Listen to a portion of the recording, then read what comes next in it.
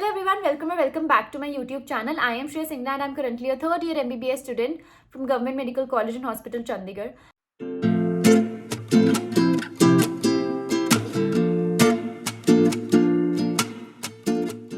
मैंने काफ़ी सारी वीडियोस अपलोड कर दी हैं आप लोगों के लिए. जितने भी आपके क्वेश्चंस आते हैं कमेंट सेक्शन में, मैं ट्राई करती हूँ कि with in minutes with in hours मैं उनको सॉल्व करूँ जल्दी से जल्दी, ताकि आपको कोई स्ट्रेस ना रहे. ठीक है, आपको कोई गाइड करने वाला हो एज सून एज पॉसिबल. मैंने एक पिछले भी वीडियो बनाई थी जिसमें मैंने 42 मिनट्स की वो वीडियो थी जिसमें मैंने हर एक क्वेश्चन का सेपरेटली आंसर किया था मेंशन करते हुए, ताकि आपको वो 1-to-1 इंटरेक्शन लगे एंड आपको ऐसा लगे कि हाँ मैं आपको रियल में गाइड कर रही हूँ. एंड जब भी आपको कोई क्वेश्चन आता है मैं ट्राई करती हूँ कि आपके उस क्वेश्चन पे एक पर्टिकुलर वीडियो भी बन जाए, उस टॉपिक पे पर्टिकुलर वीडियो भी बन जाए, ताकि आपको ऐसा लगे कि हाँ मैं आपके डाउट को ही, आपसे ही बात करते हुए आपका डाउट सॉल्व कर रही हूँ. तो पिछली वीडियो में मैंने एक क्वेश्चन को बहुत मैंने एड्रेस किया था, बट मैंने इतनी डिटेल में नहीं मैं जा पाई थी, क्योंकि ऑब्वियसली मैं एक सेपरेट वीडियो बनाना चाहती थी उस पर और वो बहुत लेंदी हो जाती वीडियो. तो मैंने सोचा कि हाँ इस वीडियो में वो एक टॉपिक एक क्वेश्चन जो बहुत लोगों का है मॉक टेस्ट के ऊपर, कि मॉक टेस्ट को कैसे देना है, डर लगता है मॉक टेस्ट देने से, या फिर कितने क्वेश्चंस कितने मॉक टेस्ट, कितने क्वेश्चंस करने चाहिए, या कौन से मॉक टेस्ट करने हैं. तो ये सब क्वेश्चंस आए थे मेरे पास and I wanted to address these questions in a separate video. तो सबसे पहले मैं ये बताना चाहूँगी कि why is it important. Number 1 question, why is it important to give mock test. देखो सबसे पहले क्यों ज़रूरी है मॉक टेस्ट देना, क्योंकि मुझे ऐसा लगता है कि व्हेन यू कीप रिवाइजिंग ना, तुम्हें नहीं पता लगेगा कि where you are lacking at that point. क्योंकि जब तुम रिवाइज करो तुम्हें ऐसा लगता है कि हाँ 3-4 रिविजन्स के बाद कि यू नो एवरीथिंग, बट फिर उसके बाद भी 720 आउट ऑफ 720 क्यों नहीं आ रहे हैं. अगर तुमने रिवाइज कर लो, तुम सेटिस्फाइड हो कि you know everything and you leave that topic and you move to the next one, तो तुम्हें ऐसा क्यों लगता है कि फिर तुम्हारे वो पूरे नंबर क्यों नहीं आ रहे, या तुम्हारे 650 प्लस क्यों नहीं आ रहे हैं. जस्ट बिकॉज जब हम रिवाइज करते हैं तो we are reading that topic very passively. हम पढ़ रहे हैं, हाँ ये तो ध्यान में है, बट वही अगर कोई तुमसे पूछ लिया, तुम्हारा टेस्ट ले ले, याद नहीं रहता. तो हमें अपने आप को टेस्ट करने के लिए इट इज़ वेरी इंपॉर्टेंट कि हम मॉक टेस्ट दें. बिकॉज मेरी भी स्टोरी यही रही थी कि मैंने 2 साल बहुत मेहनत करी थी, no doubt, hard work, consistency सब कुछ था. मैंने मॉक टेस्ट भी दिए थे बट मैंने एनालाइज नहीं किया था और मेरा स्कोर नहीं बढ़ रहा था. मॉक टेस्ट से सीखा, गलतियों से सीखा, वो कॉन्सेप्ट्स दोबारा पढ़े मैंने, तब जाके मुझे बहुत हेल्प हुआ. मेरे 100 मार्क्स से जंप आ गया था और मेरा 600 प्लस ईजिली आने लग गया था लास्ट के 2 मंथ्स में. तो इसलिए इम्पॉर्टेंट है मॉक टेस्ट देना, क्योंकि आपको पता होना चाहिए कि आप कहाँ लैग कर रहे हो. आपको वो 3 घंटे 20 मिनट बैठना आना चाहिए, बिना किसी डिस्टर्बेंस के, बिना खाना पीना किए, बिना कोई डिस्ट्रैक्शन के, वो 3 घंटे 20 मिनट बैठना आना चाहिए.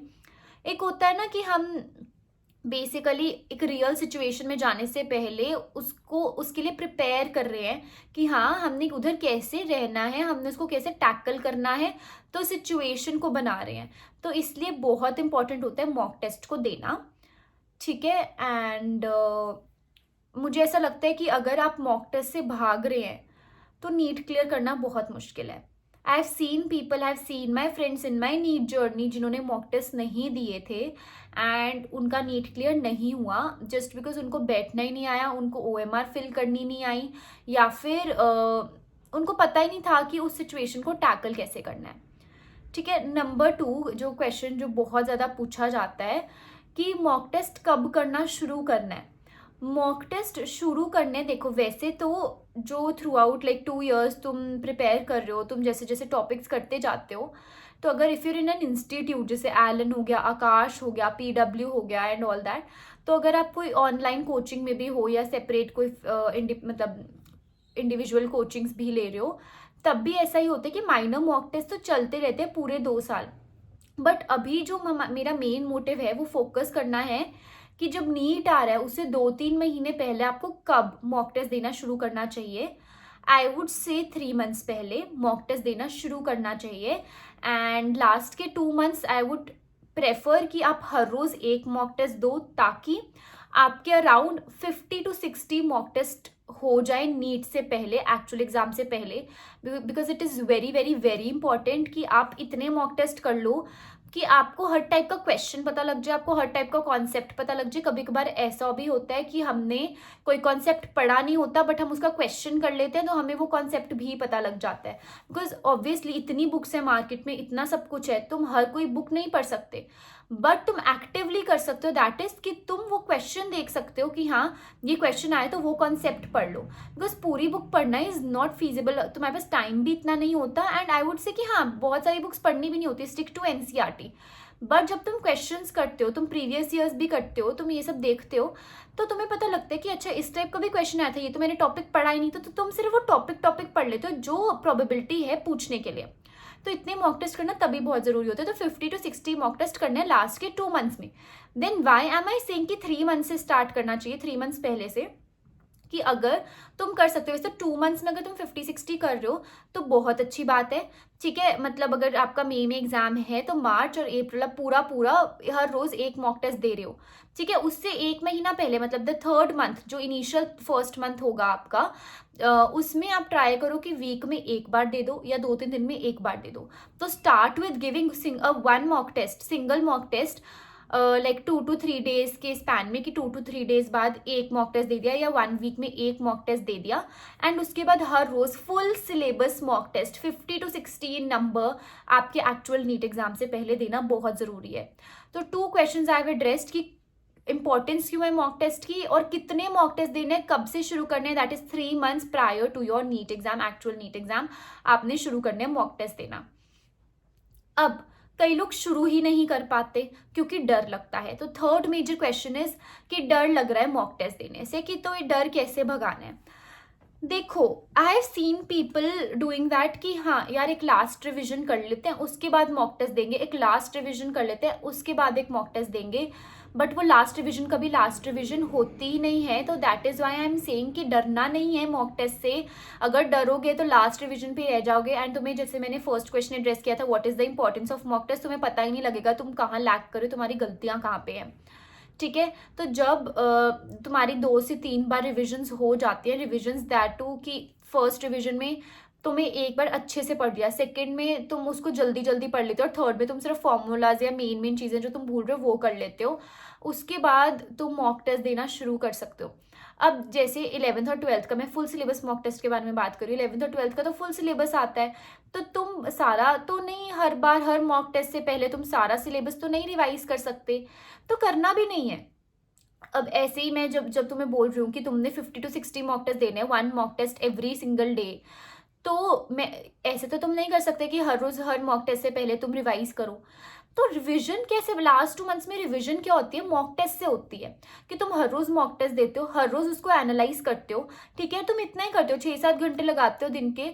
जब तुम एनालाइज कर लेते हो तो तुम्हें पता लगता है तुम्हारे वीक टॉपिक्स कौन से और तुम वो कॉन्सेप्ट पढ़ने लग जाते हो, ठीक है। And that is how you revise in the last 2 months, ठीक है। तो ऐसे रिवाइज नहीं करना होता कि हाँ पूरा पूरा सिलेबस लेके बैठ जाओ, रिवाइज एक्टिवली करना होता है। अब कि हाँ तुमने बहुत बार 11th-12th पढ़ ली है, अब तुम मॉक टेस्ट से अपने कॉन्सेप्ट दोबारा से उन कॉन्सेप्ट्स पे आओगे जो तुम्हें वीक लगते हैं, ठीक है। तो डरना नहीं होता मॉक टेस्ट से, सीखो अपनी गलतियों से, तभी कुछ होगा। अगर तुम अभी डरोगे तो नीट क्लियर नहीं हो पाएगा, मॉक टेस्ट देना बहुत ज़रूरी है। अब 4th क्वेश्चन इज कि कौन से मॉक टेस्ट मैंने दिए थे। अब मैंने सबसे पहले तो ट्राई किया था कि मैं प्रीवियस ईयर जो पेपर्स थे, नीट एग्जाम थे हुए थे, वो मैं 10 to 20, आपके ऊपर है, अगर 10 हो रहे हैं तो अच्छी बात है, अगर 20 हो रहे हैं तो बहुत ही बढ़िया बात है कि आप 10 to 20 question papers, previous year question paper कर लो। और मैंने 2 टेस्ट सीरीज करी थी, एलन की ऑफलाइन बिकॉज मैं एलन में पढ़ती थी, एंड आकाश की ऑनलाइन टेस्ट सीरीज ली थी मैंने बिकॉज वो ऑनलाइन, क्योंकि मैं जाके तो नहीं दे सकती थी, मैं एलन जाती थी, तो मैंने आकाश की ऑनलाइन ली थी। उसमें कुछ 14 क्वेश्चन पेपर्स थे, ठीक है। तो फुल सिलेबस, ये सारे फुल सिलेबस मॉक टेस्ट के बारे में मैं बात कर रही हूँ। जितनी बार मैं मॉक टेस्ट बोलूँगी मैं फुल सिलेबस के बारे में बात कर रही हूँ। तो वो मेरे अराउंड मैंने कम से कम 50 to 60 मॉक टेस्ट दिए थे और ये 3 जगह से ही दिए थे, ठीक है। अब ये मतलब मेजर ये क्वेश्चंस हो गए कि इम्पोर्टेंस क्या है मॉक टेस्ट की, डरना नहीं है मॉक टेस्ट से, ठीक है। कब शुरू करने हैं मॉक टेस्ट, मैंने कौन से मॉक टेस्ट दिए थे। अब जो 5th क्वेश्चन है दैट इज कि जब हम मॉक टेस्ट देना शुरू करते हैं व्हाट इज द स्ट्रैटेजी। देखो, सबसे पहले ना जब तुमने मॉक टेस्ट देना है, ट्राई कि तुम उससे 1 घंटा पहले, आधा घंटा पहले बुक्स छोड़ दो। Relax your mind, relax your body, खाना खाओ अच्छे से, सो जाओ। Because I have seen people revising till the last minute. जब तक तुम लास्ट मिनट तक रिवाइज करो ना, तुम्हें, मैं शर्त लगा रही हूँ, तुम्हें ना वही चीज़ें घूमती रहेंगी जो तुमने आखिर 2-3 मिनट, 5-10 मिनट में पढ़ी हैं। तो तुम्हारा मॉक टेस्ट के लिए फोकस ही नहीं बनता, क्योंकि मॉक टेस्ट में तो पूरा 11th और 12th आ रही है ना। तो वो कुछ भी पूछा जा सकता है, बट तुम लास्ट मिनट्स में जो टॉपिक पढ़ रहे हो, तुम्हारा दिमाग उधर ही घूमता रहेगा।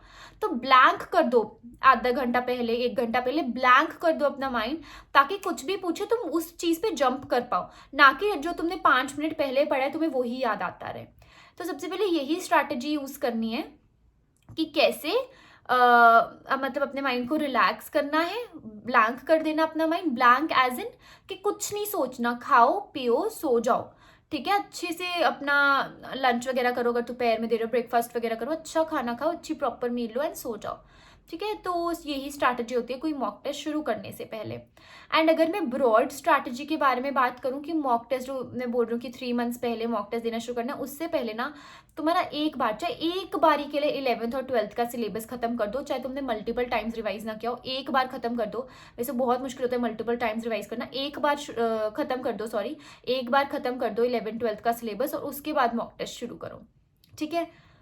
अब 6th क्वेश्चन, जब तुम मॉक टेस्ट देते हो, तब जब लाइक 3 घंटे 20 मिनट के लिए तुम बैठे होते हो पेपर में, तब तुमने कैसे कोई मॉक टेस्ट को अटेम्प्ट करना है।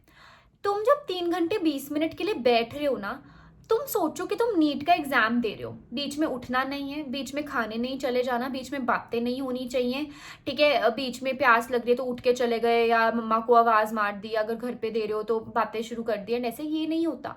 3 घंटे 20 मिनट बैठे हो तो वो तीनों सेक्शंस, फिजिक्स केमिस्ट्री बायोलॉजी, एक ही गो में करोगे, 3 घंटे 20 मिनट लगा के करोगे।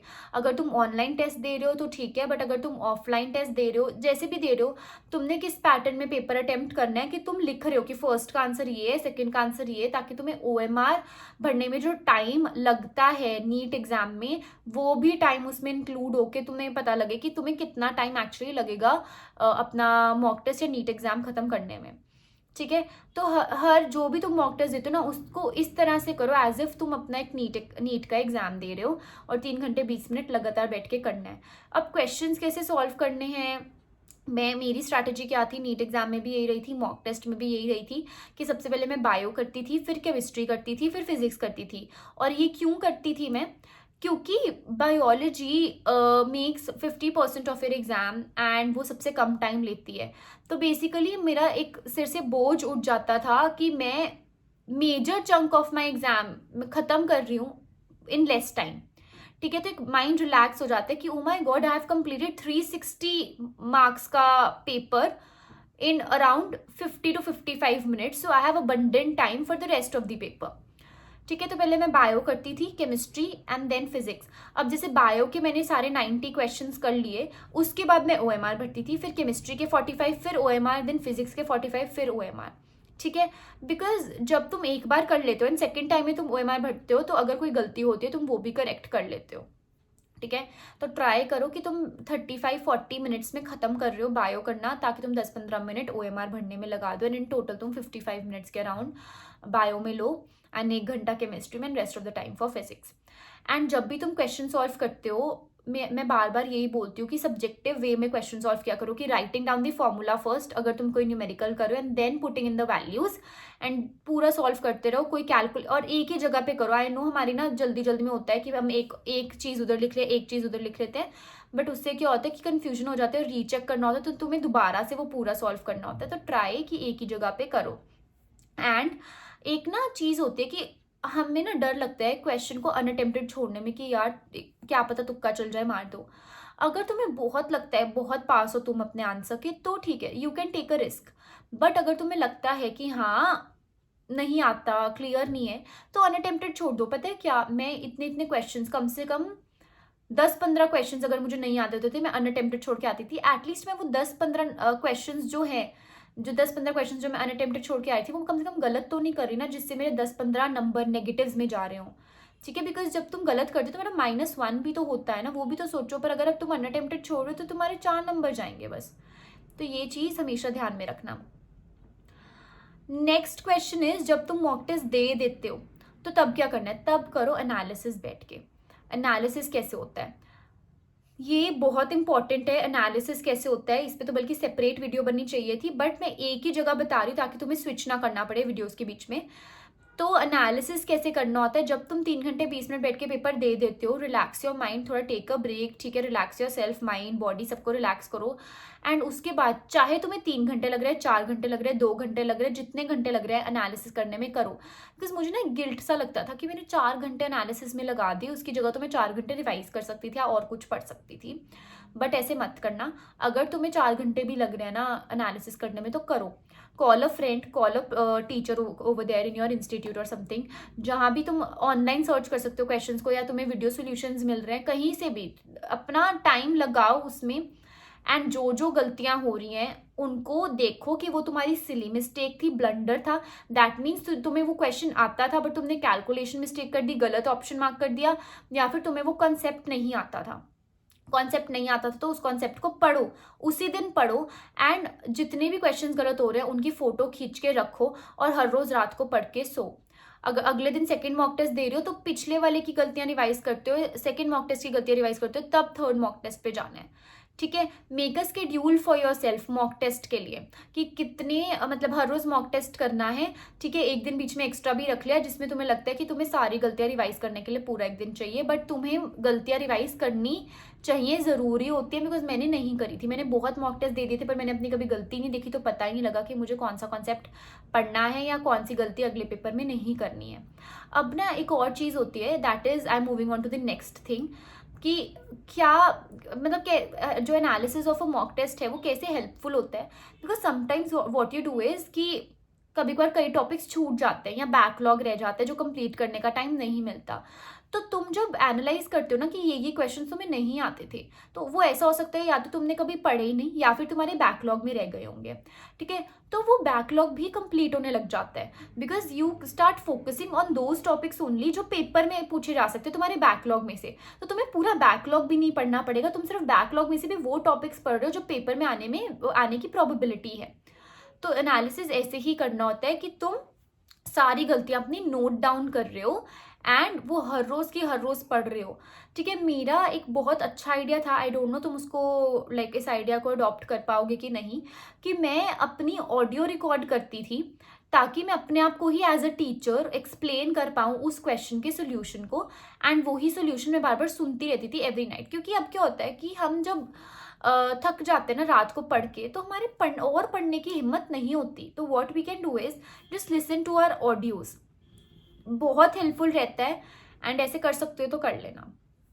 एंड मैंने मेजर क्वेश्चंस कर लिए, तो एनालिसिस करना बहुत ज़रूरी होता है एंड जिससे तुम्हारे बैकलॉग्स वगैरह भी खत्म होते हैं, तुम्हें कॉन्सेप्ट भी पता लगता है। और जब तुम गलतियां देख लेते हो और कॉन्सेप्ट रिवाइज करते हो तो ट्राई करो कि उस कॉन्सेप्ट से रिलेटेड तुम और क्वेश्चंस अपनी इंस्टीट्यूट के जो क्वेश्चंस हैं या फिर तुमने 2 सालों में जितने माइनर मॉक टेस्ट दिए उसमें से ढूंढ ढूंढ के वो क्वेश्चंस भी कर लो।